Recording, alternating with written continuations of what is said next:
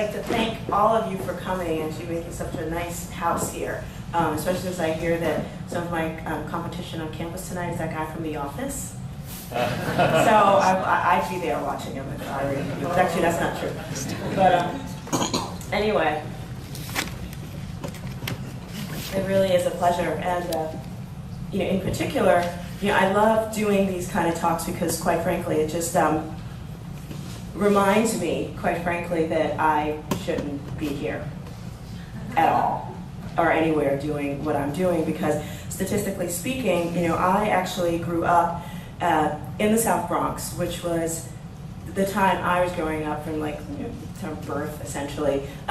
It really started to become the epicenter, like a real vision of what urban blight actually looked like. And statistically speaking, many folks my age, especially when I was younger,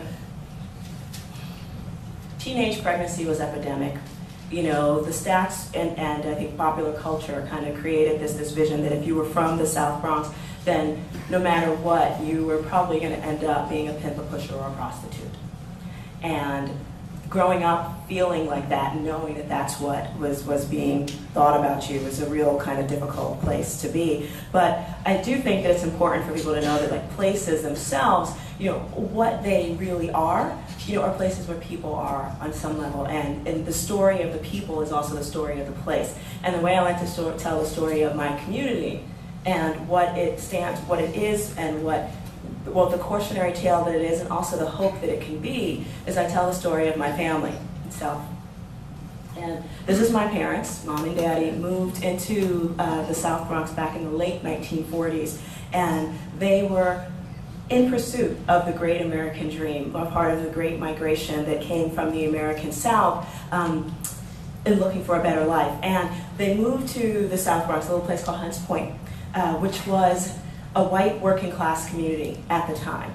And in it was a walk to work neighborhood, which meant that there was this residential core, and around the waterfront mostly there were industries, mostly manufacturing, some light industries, nothing too heavy at all. But lots of folks also followed my parents north from down south and also from the Caribbean, starting with Puerto Ricans to start.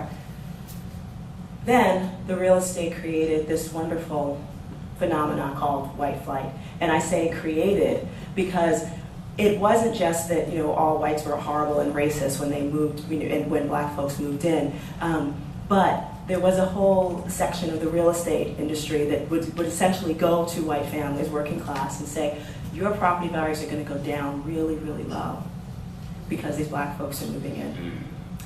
You might as well sell now at a reduced cost because you're not going to get much more from it. And black folks would come in thinking they just needed to get a house because that was their ticket up, and then they would buy the house at an inflated price. So that kind of cycle created a bunch of pretty bad things that happened, in our communities, especially in terms around the valuation of real estate, property, and taxes, et cetera.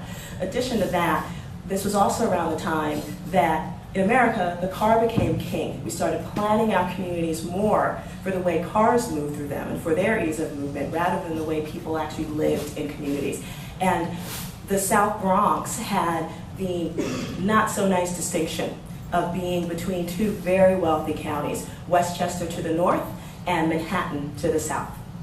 And so what that meant was that we needed an easy way to get richer folks between those 2 points. So if you were unfortunate enough to sort of live in that area, sometimes, all in the name of progress, you were given a month's notice to move so that they could build a highway through your community.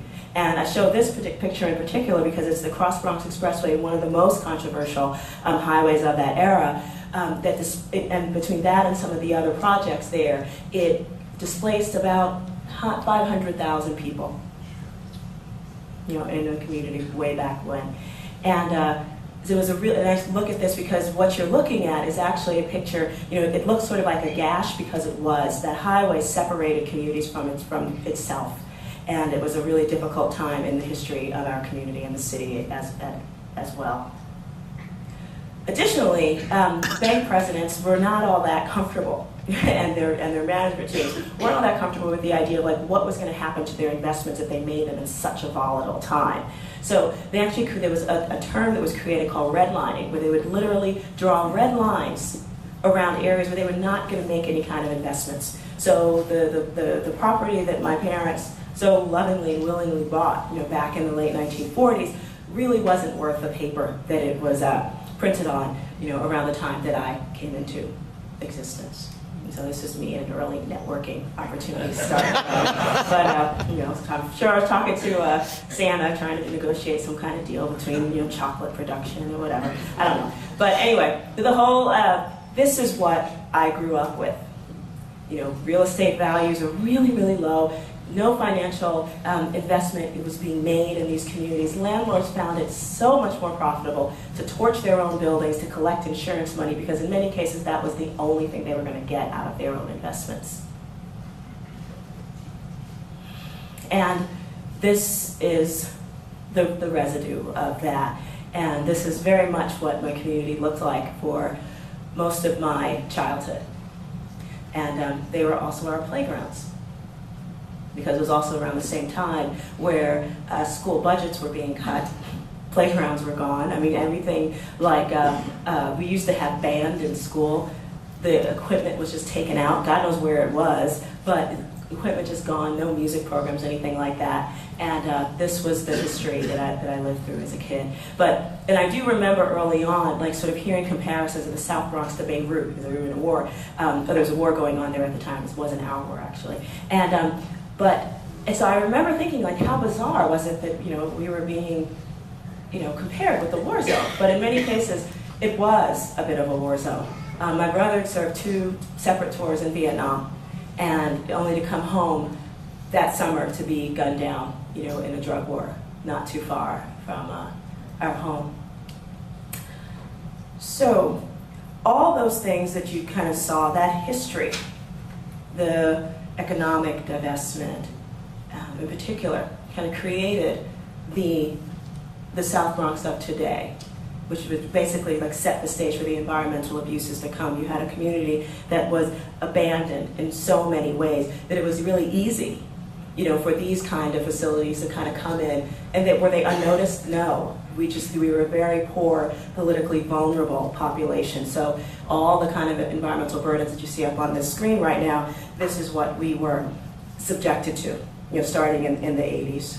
But just think about it. Imagine if we had instead thought about the idea that if we located all of these kinds of facilities in wealthy communities as quickly as we do in poor ones, of all colors, the kind of economy, the kind of environment that we have right now actually wouldn't really be here. It would have been cleaner and way, way more greener than it is right now.